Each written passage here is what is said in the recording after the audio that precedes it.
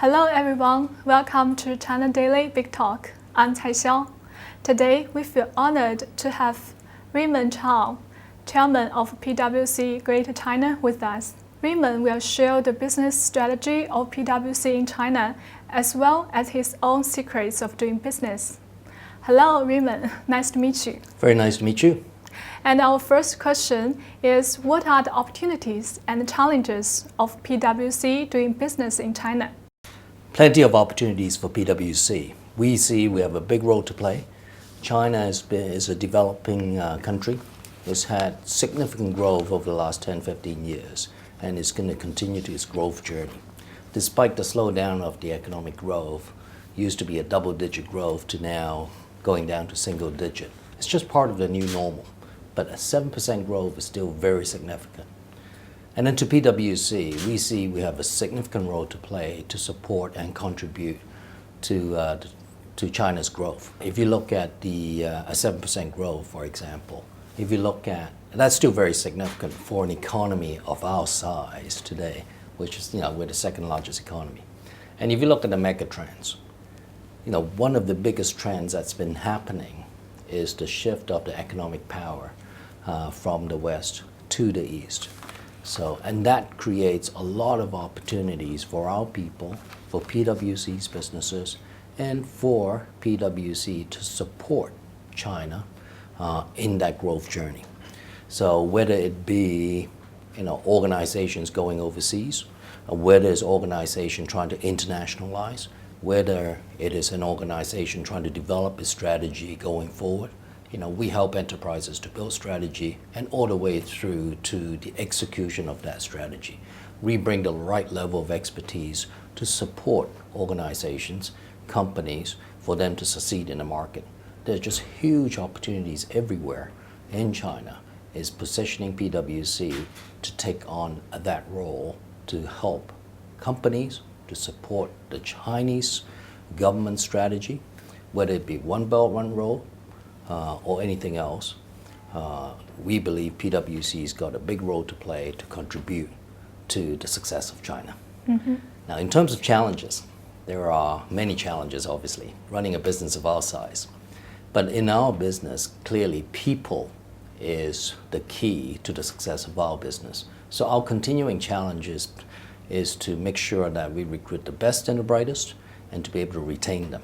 So attracting the best and brightest starts from recruitment of our people. So we spend a lot of time and we invest heavily in terms of recruiting the best and the brightest and putting together the right development program to develop our people to make sure that they become the strongest, the best professional to help our clients and to contribute to society. As the new chairman of PwC Greater China, what type of leader do you think you are? That's an interesting question. I think I'm a people's leader. I think for PwC to continue to succeed, it is very important for our people to understand our culture, the PwC culture. And as a good leader, you want to take your people through good times and bad times and continue to be able to inspire our people to lead them into the future. So what I've done and what I'll continue to do is to share with them the vision, my vision, and to continue to inspire them and excite them about the journey we're going through as we move PwC forward in the new world and into the future. We heard that PwC has 53 new partners in China and Singapore, and 18 of them are women. Yeah. How do you create a fair working environment for male and female employees? We strongly believe in diversity, and that's one of the unique culture of PwC. It's not about gender, it's more about the individual. So we have a diversity program within PwC where we specifically promote, for example, female employees and make sure that they receive equal opportunities. And actually, in most cases, if you look at our promotions in the past, it's always been a fairly high level of female being promoted to important positions. And it's not just about gender. It's about minorities and other parts of the diversity that we, PwC, and our firm and myself, we just believe in the individual. It's not about, so we fully support the diversity program. And in fact, recently, we were part of this program whereby we support. It's called He for She, whereby I sponsor specific female to make sure that they are specifically identified for opportunities. What's an effective leadership for a foreign company in Chinese environment? I think understanding the local business environment, understanding the culture, and a key part of it is developing the local people and going through that localization process.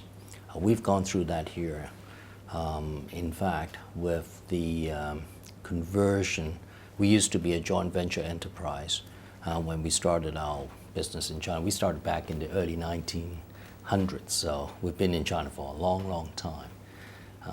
But for the last few years ago, we converted into a special general partnership. So today, PwC China is very much a local firm, but with a very strong international network to help and support our clients to succeed. So we've been very focused on localization.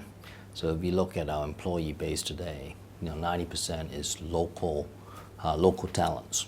And this localization for any foreign business, I think, is key for a long-term success in China. One of the missions for any foreign enterprises operating in China, their mission, I think, one of the missions is to develop the local talents and to localize the business. You have been incremental in growing PwC's business in China. What has been your largest achievement? The largest one is, I think, again, back to people. When I moved to Beijing just 12 years ago, the size of our practice here was it was still the largest, but it was relatively small. And we've grown over the last 10 years or so from roughly around 3,000 people to today about 1,400 people. And that's, to me, is a big achievement, I think, in itself. But there are many milestones that we've achieved over the last little while. Like I said, the convergence to the special general partnership for our China practice was a key milestone, and to become really a local firm, but with that international expertise and network.